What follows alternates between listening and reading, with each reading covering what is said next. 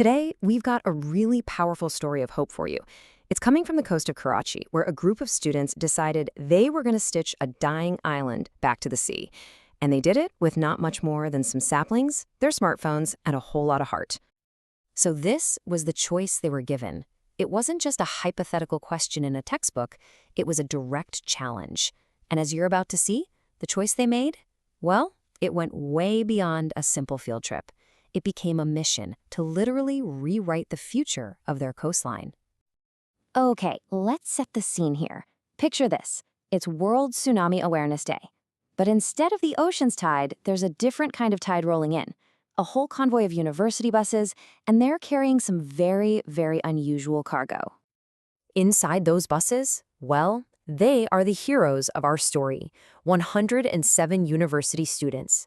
And they called themselves the MangroveCrew. And this is what they're carrying, over 2,000 baby mangrove saplings. And get this, each one is nestled carefully inside a recycled yogurt cup. These aren't just plants, these are the tools for their mission. And their destination, their challenge, just one single dying island that desperately, desperately needs their help. The stakes are incredibly clear. So they get there, but this isn't just about digging holes and plopping trees in the ground. No, this is a classroom without walls. It's a place where cutting-edge tech is meeting ancient ecological wisdom, and the lesson plan is literally written in the mud. So this is Kaderu Island, and since 1990, it has lost a staggering 62% of its protective mangrove forest. It's not just sick, it's literally fading away, and that's leaving the coast nearby completely vulnerable. And here's where things get really cool, how they actually did it. It's this amazing blend of tradition and tech. Each student gets a sapling, right? But they also get a card that shows where that exact same species of trees stood almost 50 years ago. After they plant it, they scan a QR code which uploads the GPS data to an app. This is the genius part. It turns them from a one-day volunteer into a digital steward for over 5 years, someone who can literally track their tree's growth from space. But the technology was really just the beginning. The most profound lessons, they weren't digital at all. They came from the island itself. Discoveries made with bare feet in the mud and just open ears. For one student, Amna, who had never even walked barefoot in the mud before, that first step was a total revelation. The island wasn't just dirt and water anymore, it was alive. She said she could feel it breathe, just like a giant lung. And right after her brand new discovery, a local fisherman echoes it with this deep, lived-in wisdom. He puts it in the bluntest terms you can imagine. The island's breath is directly tied to their survival. This just perfectly illustrates the immediate human stakes of what they're doing. Then their guide, Haji Rasul Buksh, shared this. It's a reminder that when a forest dies, it's not just an ecosystem we lose. It's our memories, our stories, our own histories. The tree that witnessed his wedding, it's just gone. So what they're doing is also an act of cultural preservation. It's just so much deeper than planting trees.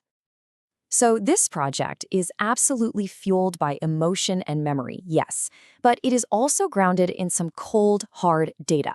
These are the numbers that prove this isn't just a nice feeling. It's a vital act of survival. Remember I said this was all happening on World Tsunami Awareness Day? Well, there's a huge reason for that. A healthy mangrove forest, just 1 kilometer wide, can act like a natural seawall. It can reduce a tsunami's destructive wave height by nearly 1/3. That is massive. And what about climate change? Oh yeah, they're tackling that too. Mangroves are absolute carbon-sucking superstars. To put it in perspective, restoring just 100 hectares of them is like taking over 2,000 cars off the road for an entire year. That's the power we're talking about. And for Karachi, this isn't some abstract global problem they're reading about. The sea is rising right there, right now. By 2050, almost 3 million people who live on the coast will be at risk. They need a bigger buffer, and projects like this one, well, they're building it, one tiny sapling at a time. So as the day went on, you could feel the work transforming from just a task into a real promise. This wasn't just about planting a tree anymore. It was about planting a deep commitment to the future. They use bamboo skewers to actually write their pledges in the wet sand. And just look at how specific these are. Fatima's Propis is ecological. Danish's is all about education. And Oase's is technological. They're all taking personal ownership of this island's future in their own unique way. Now, obviously, the tide would wash those words away from the sand. But their pledges were already saved. They were captured in screenshots shared in their group chat, multiplying just like the mangrove roots themselves. A temporary act made permanent through technology. Just brilliant. And so, as the sun began to set, the buses rolled away. To anyone else, the island might have looked exactly the same, but just beneath the surface, a quiet, powerful change had already begun. 2,070 new roots were starting their silent work, stitching the land back to the sea. But I think one student captured the entire spirit of the day in a single selfie caption. It's a statement of humility, of incredible hope, and a promise to the future. It's a hope that their small actions today will grow into something much, much bigger than themselves.